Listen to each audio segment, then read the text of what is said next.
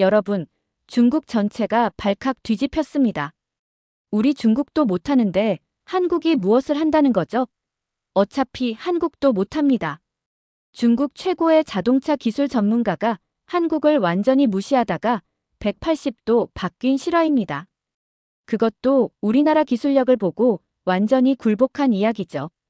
과연 무슨 일이 있었을까요? 중국의 전문가를 굴복시킨 한국의 엄청난 이야기 지금 시작합니다. 그 전에 구독과 좋아요 눌러주시면 영상을 제작하는 데 있어 큰 힘이 됩니다. 안녕하세요. 저는 베이징 기계공업대학 교수 리웨이입니다. 중국에서 터보차저 기술 분야로는 최고 권위자라고 자부합니다. 30년간 이 분야만 파온 사람이죠. 중국 정부 자동차 기술 자문위원도 하고 있고 국내외 학회에서 인정받는 전문가입니다. 그런 제가 2023년 상하이 자동차 산업 포럼에서 정말 어이없는 일을 겪었습니다. 그날 포럼에는 세계 각국의 자동차 기술자들이 모였어요. 독일 보쉬, 일본 미쓰비시, 미국 제너럴 모터스까지 말이죠. 정말 쟁쟁한 인물들이 모인 자리였습니다. 저 역시 중국 터보차저 기술의 현주소를 발표할 예정이었고요. 그런데 한국에서도 대표단이 왔더군요. 현대차 그룹에서 온다고 했습니다. 솔직히 말하면 그때만 해도 한국 기술을 대수롭지 않게 생각했어요. 물론 현대차가 자동차를 잘 만든다는 건 인정합니다. 하지만 그건 조립 기술이지 핵심 부품까지 독자 개발한다는 건 말이 안 되거든요. 특히 터보차저는 정말 까다로운 기술입니다. 분당 수십만 번 회전하는 정밀 부품이에요. 온도는 700도까지 올라가고 압력도 엄청나죠. 이런 기술은 독일이 처음 만들고 일본이 정교하게 다듬고 미국이 대량 생산하고 우리 중국이 가격 경쟁력까지 갖춘 겁니다. 수십 년의 노하우 없이는 절대 불가능한 기술이에요. 한국이 아무리 발전했다고 해도 이 분야만큼은 아직 멀었다고 생각했습니다. 발표가 시작됐습니다.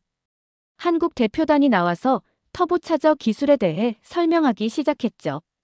독자 개발했다는 둥, 세계 최고 수준이라는 둥 말입니다. 저는 속으로 웃었어요. 뭔가 과장된 것 같더군요. 한국 특유의 오버하는 성격이 아닌가 싶었습니다.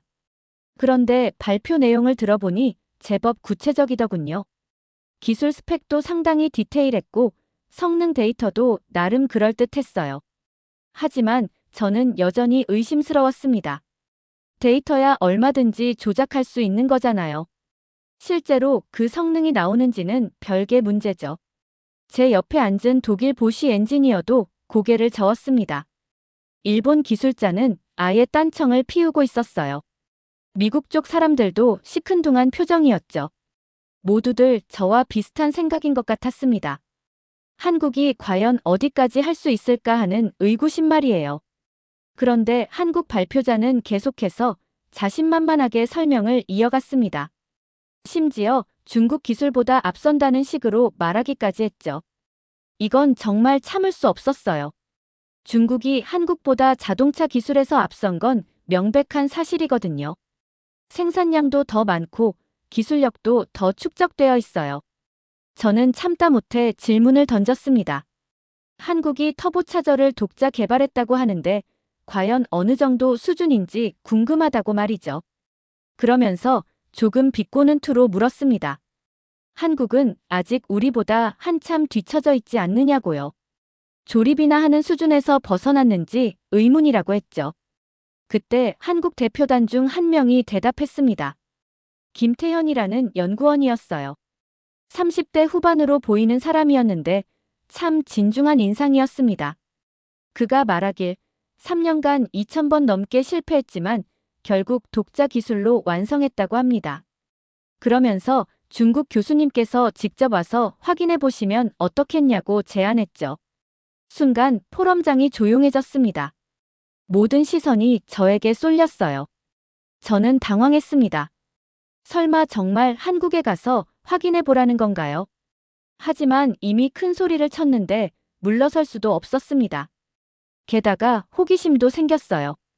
한국이 과연 어느 정도까지 왔는지 직접 눈으로 확인해 보고 싶었거든요. 그렇게 저는 한국행을 결정했습니다. 사실 처음엔 거절하려고 했어요. 바쁜 일정도 있었고 굳이 한국까지 가서 뻔한 결과를 확인할 필요가 있나 싶었거든요. 하지만 김태현 연구원이 계속해서 연락을 했습니다. 정중하면서도 끈질겼죠. 매일 이메일이 왔어요. 그가 보낸 이메일을 보니 정말 정성스러웠어요. 한국의 터보차저 기술 발전 과정을 상세히 설명해 놨더군요. 언제부터 시작했고, 어떤 어려움을 겪었고, 어떻게 극복했는지까지 말이에요. 물론 저는 반신반의했습니다. 아무리 그래도 한국이 중국을 넘어서기는 힘들 거라고 생각했거든요. 중국은 이미 터보차저 분야에서 상당한 성과를 거두고 있습니다. 세계 시장 점유율도 높고 기술력도 인정받고 있어요. 독일이나 일본 회사들과도 당당히 경쟁하고 있습니다. 한국이 아무리 노력했다고 해도 이 격차를 단시간에 줄이기는 어려울 거라고 봤죠. 하지만 김태현의 끈질긴 설득에 결국 마음이 움직였습니다. 그리고 사실 개인적인 호기심도 있었어요. 정말 한국이 어디까지 왔는지 확인해보고 싶었거든요. 만약 정말 대단한 기술을 갖고 있다면 인정해야겠고, 그렇지 않다면 확실히 정리를 해주고 싶었습니다. 결국 2주 후, 저는 인천공항에 도착했습니다. 공항에서부터 놀랐어요. 시설이 정말 깔끔하고 체계적이더군요. 중국 공항들도 웅장하긴 하지만 이렇게 세심한 배려는 부족했죠. 안내 표지판도 명확했고 직원들도 친절했어요. 첫인상이 나쁘지 않았습니다. 마중 나온 사람은 박소영이라는 젊은 여성이었습니다. 통역을 담당한다고 했어요. 첫인상이 참 좋았습니다. 중국어를 정말 유창하게 했거든요. 베이징 사투리까지 완벽했죠. 어디서 배웠냐고 물으니 베이징 대학에서 유학했다고 하더군요. 중국 문화에 대해서도 상당히 잘 알고 있었어요. 공항에서 연구소까지 가는 동안 박소영과 여러 이야기를 나눴습니다. 한국의 자동차 산업에 대해서 말이죠. 그런데 이 여성이 단순한 통역사가 아니었어요. 자동차 공학을 전공했다고 하더군요. 터보차저에 대해서도 상당한 지식을 갖고 있었습니다. 제가 전문적인 용어를 써도 바로 이해하더라고요. 저는 점점 궁금해졌어요. 한국이 정말 이 분야에 얼마나 투자하고 있는 건지 말입니다. 단순한 통역사마저 전문 지식을 갖고 있다니요. 중국에서도 흔한 일은 아니거든요. 보통은 통역만 하지 기술적인 내용까지 이해하는 경우는 드물어요. 연구소에 도착하기 전까지 저는 계속 생각했습니다. 과연 한국이 어느 정도까지 발전했을까요? 설마 정말 중국을 넘어섰을 리는 없겠지만 그래도 궁금했어요. 김태현 연구원이 그렇게 자신만만했던 이유가 뭘까 하고 말입니다. 박소영의 이야기를 들어보니 뭔가 기대도 되고 걱정도 됐어요. 드디어 현대차 남양연구소에 도착했습니다. 입구부터 압도적이더군요. 규모가 정말 컸어요. 중국의 상하이 연구소와 비교해도 전혀 뒤지지 않았습니다. 아니, 어떤 면에서는 더 체계적으로 보였죠. 건물들이 기능별로 잘 배치되어 있었고 조경도 아름다웠어요.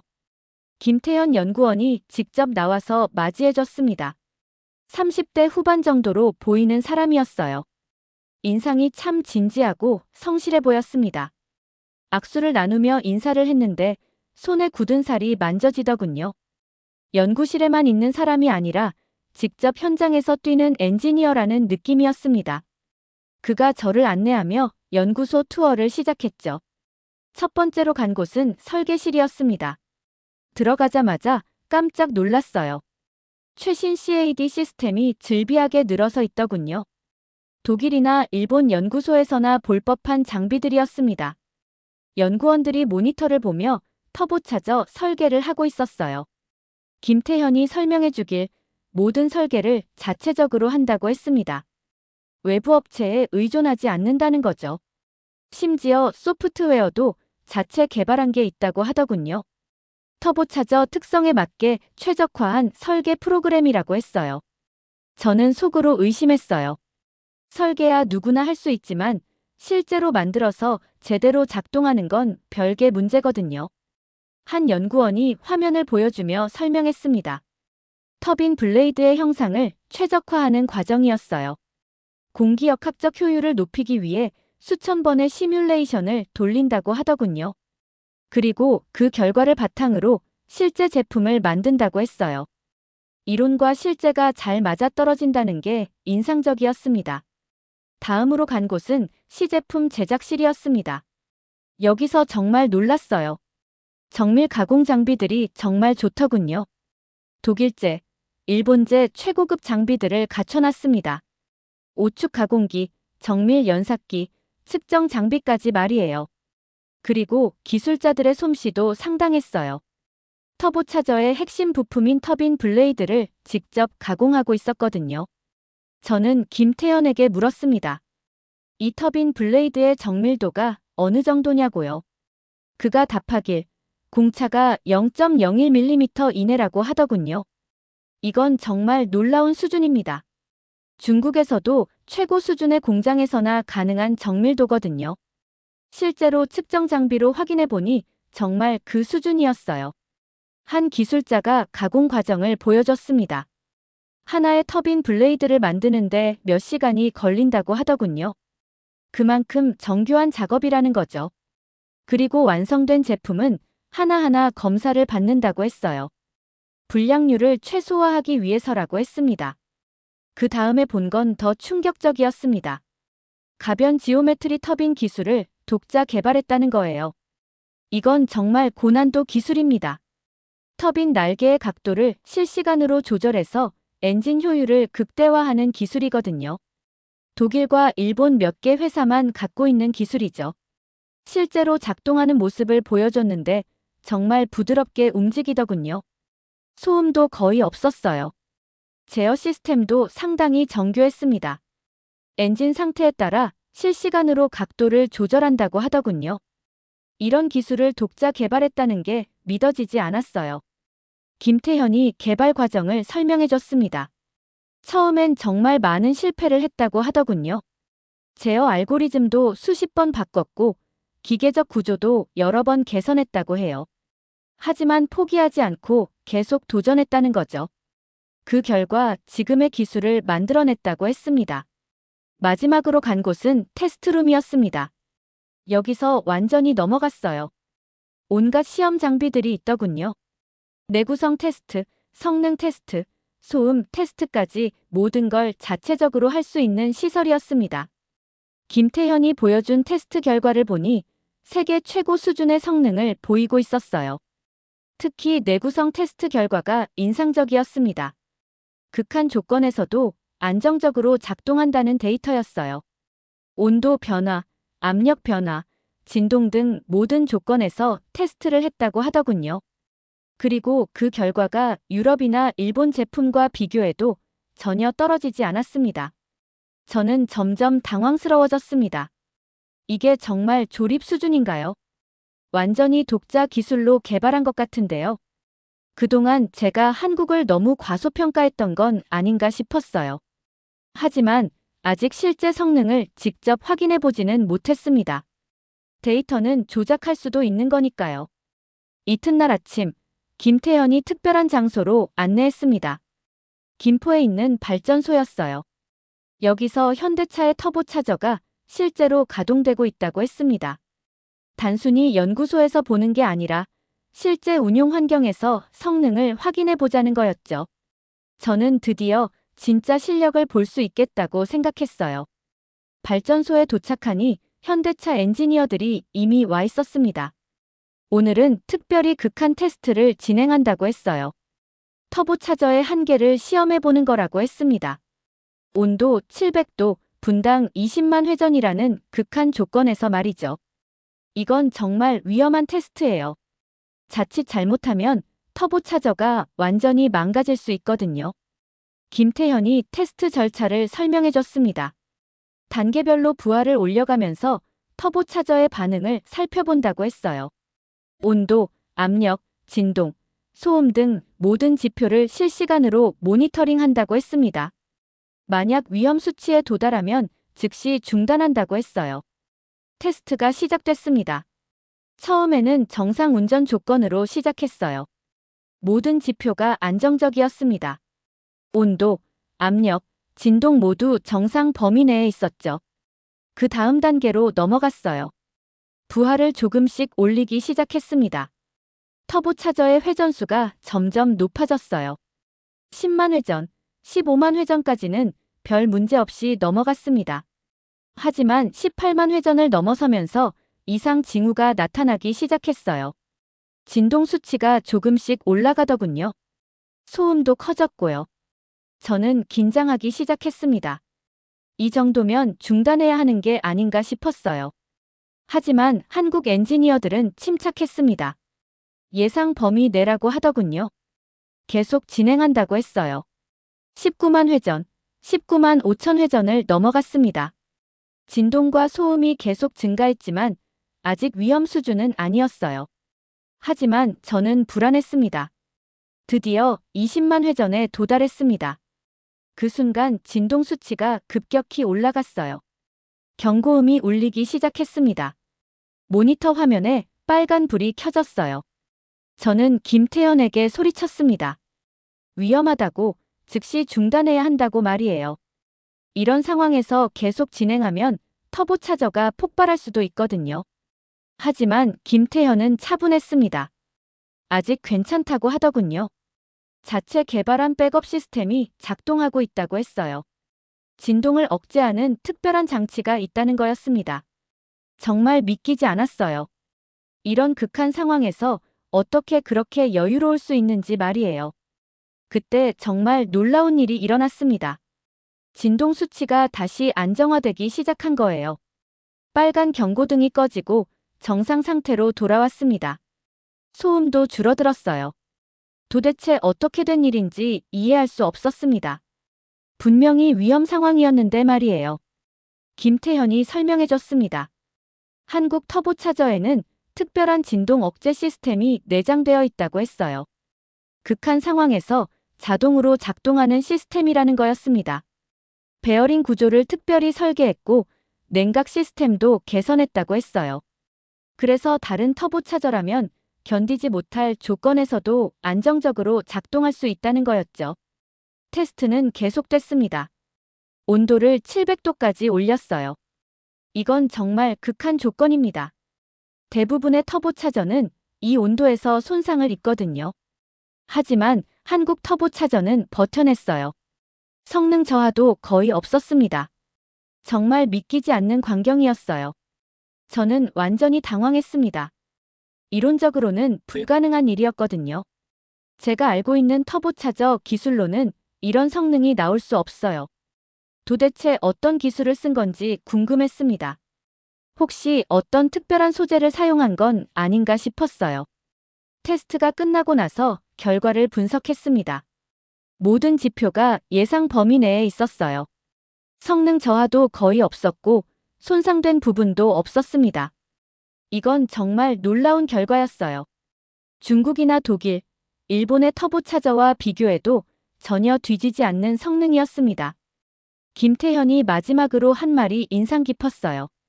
우리는 이미 준비되어 있다고 했습니다. 이런 극한 테스트를 수백 번 반복했다고 해요.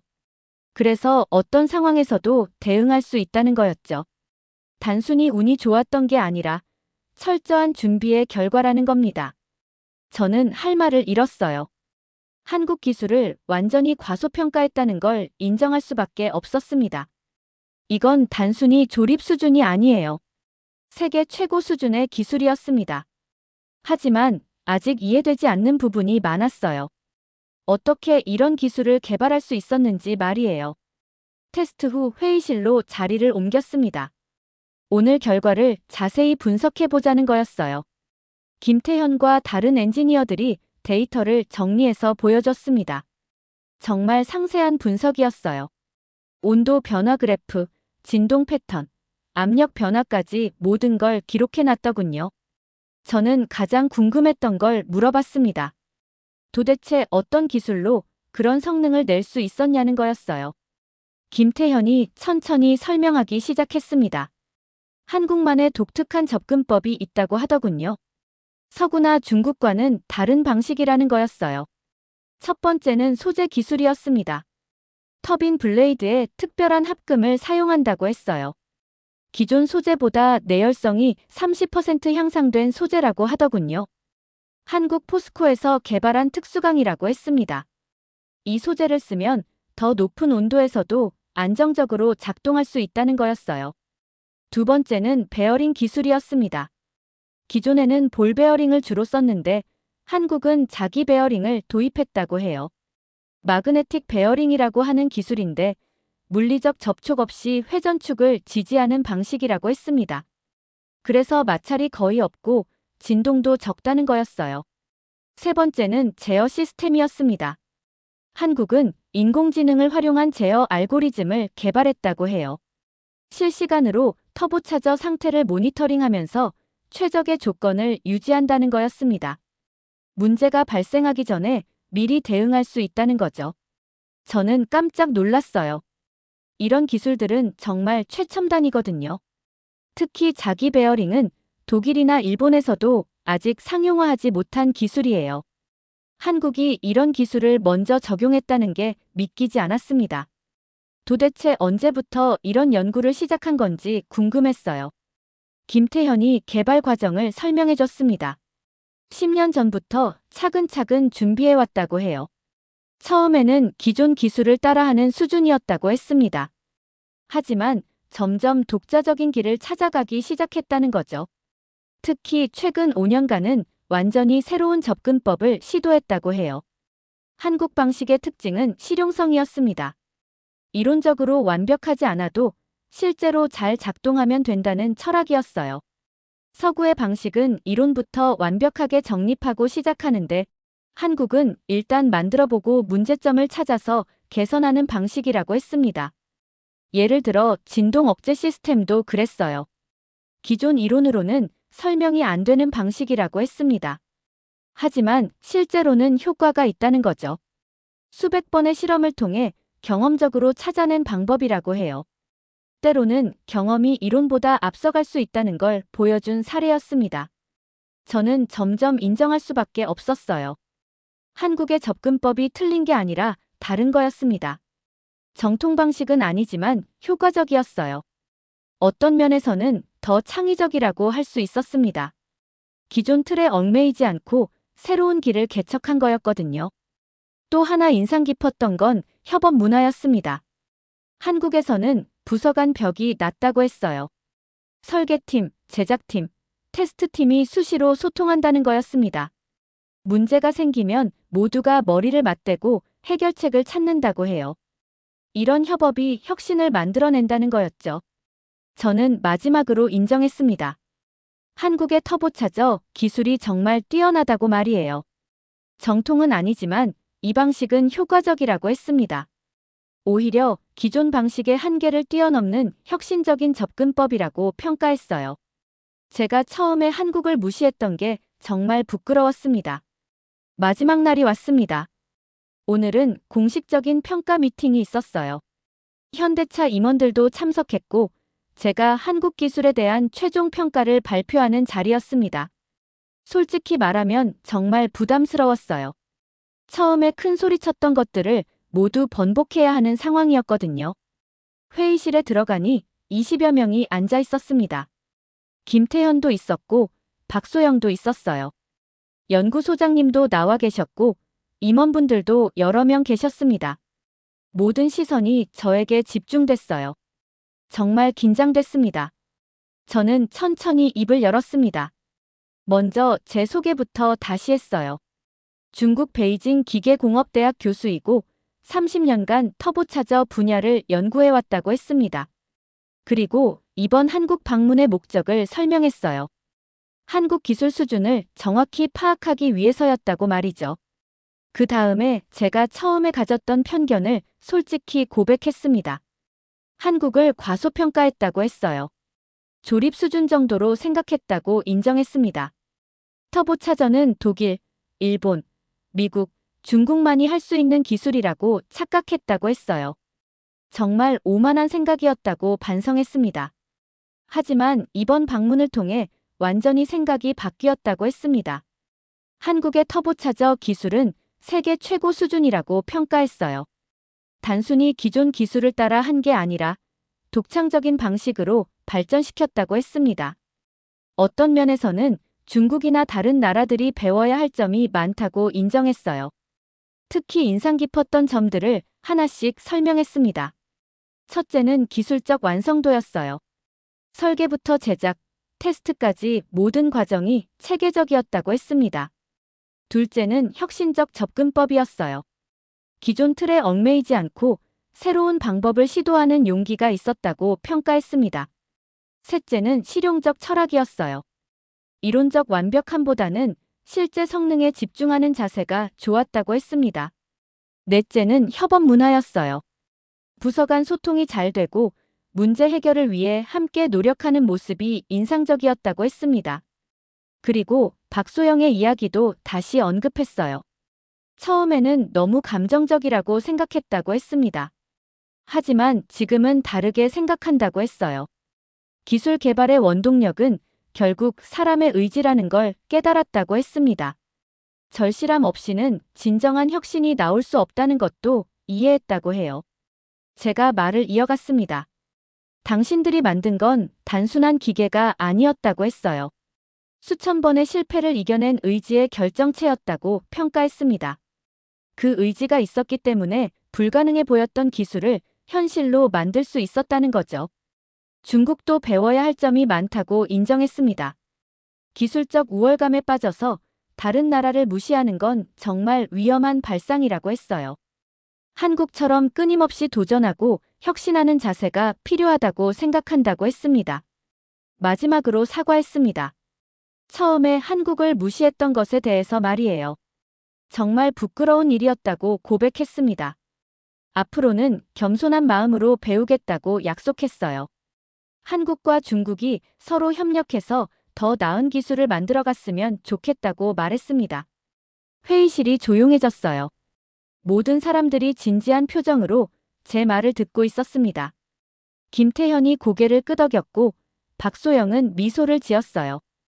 임원분들도 만족스러운 표정이었습니다. 정말 진심이 통한 것 같았어요. 베이징으로 돌아온 지 일주일이 지났습니다. 아직도 한국에서의 경험이 생생해요. 정말 많은 것을 배우고 온 여행이었습니다.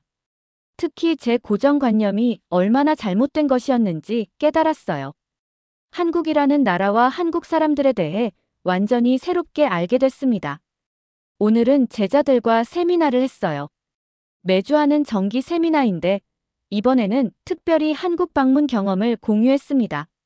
제자들도 정말 궁금해했어요. 중국 최고의 권위자인 교수님이 한국에서 무엇을 보고 왔는지 말이에요. 저는 처음부터 차근차근 이야기해줬습니다.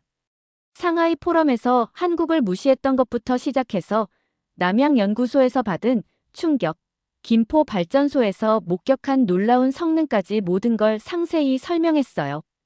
제자들은 정말 집중해서 들었습니다. 한 제자가 물어봤어요. 정말 한국 기술이 우리보다 앞선 건지 말이에요. 저는 솔직하게 답했습니다. 어떤 분야에서는 확실히 앞서 있다고 했어요. 특히 터보차저 분야에서는 세계 최고 수준이라고 평가했습니다. 이건 인정할 수밖에 없는 사실이라고 했어요. 다른 제자가 또 물어봤습니다. 한국이 어떻게 그런 기술을 개발할 수 있었냐는 거였어요. 저는 한국만의 특별한 접근법을 설명해줬습니다. 실용성을 중시하고 끊임없이 도전하고 실패를 두려워하지 않는 문화가 있다고 했어요. 그리고 무엇보다 절실함이 있었다고 강조했습니다. 박소영의 이야기도 들려줬어요. 기술 독립이 단순한 자존심이 아니라 생존의 문제라는 거였죠. 그런 절실함이 있었기 때문에 불가능해 보였던 일을 가능하게 만들었다고 설명했습니다. 제자들도 고개를 끄덕이며 이해하는 것 같았어요. 그러면서 제가 깨달은 중요한 교훈을 나눠줬습니다. 진정한 혁신은 자존심을 버리고 배우려는 마음에서 시작된다는 거였어요. 우리가 아무리 뛰어나다고 해도 다른 나라에서 배울 점은 분명히 있다는 거죠. 겸손한 마음으로 접근해야 한다고 강조했습니다. 또 하나 중요한 점은 기술의 본질에 대한 거였어요. 기술이라는 건 단순히 숫자나 스펙이 아니라 그 뒤에 숨은 사람들의 의지와 열정이라는 거였습니다. 한국 엔지니어들의 눈빛에서 그걸 확실히 느꼈다고 했어요. 그런 열정이 있어야 진정한 혁신이 가능하다고 말했습니다. 제자 중 한 명이 재미있는 질문을 했어요. 앞으로 중국과 한국이 경쟁 관계가 될 거냐는 거였습니다. 저는 그렇지 않다고 답했어요. 경쟁보다는 협력이 더 중요하다고 생각한다고 했습니다. 서로 다른 장점을 가지고 있으니까 함께 발전해 나가는 게 바람직하다고 봤어요. 한국의 창의성과 실용성, 중국의 규모와 시장 파워가 결합되면 정말 강력한 시너지를 낼 수 있을 거라고 생각했습니다. 기술 교류도 활발해져야 하고 공동 연구 프로젝트도 많아져야 한다고 제안했어요. 제자들도 좋은 아이디어라고 동의했습니다. 세미나가 끝나고 저는 결심했어요. 기존 강의 교재를 수정하기로 한 거였습니다. 한국의 터보차저 기술 사례를 추가하고 다양한 접근법의 중요성을 강조하는 내용을 넣기로 했어요. 학생들이 더 넓은 시각을 가질 수 있도록 말이에요. 그리고 개인적으로도 한국과의 인연을 계속 이어가기로 했습니다. 김태현과는 정기적으로 연락하기로 했고 박소영과도 친구가 됐어요. 내년에는 중국으로 초청해서 우리 연구소도 구경시켜주기로 약속했습니다. 마지막으로 제자들에게 당부했어요. 절대 오만해지지 말라고 했습니다. 아무리 실력이 뛰어나도 배울 점은 항상 있다고 강조했어요. 열린 마음으로 세상을 바라보고 다른 사람들로부터 배우려는 자세를 가지라고 말했습니다. 그래야 진정한 전문가가 될 수 있다고 조언했어요. 이제 저도 새로운 마음으로 연구를 시작할 생각입니다. 한국에서 배운 것들을 바탕으로 더 나은 기술을 개발해보고 싶어요. 그리고 언젠가는 한국 엔지니어들과 함께 협력해서 세계를 놀라게 할 혁신적인 기술을 만들고 싶습니다. 정말 기대가 됩니다.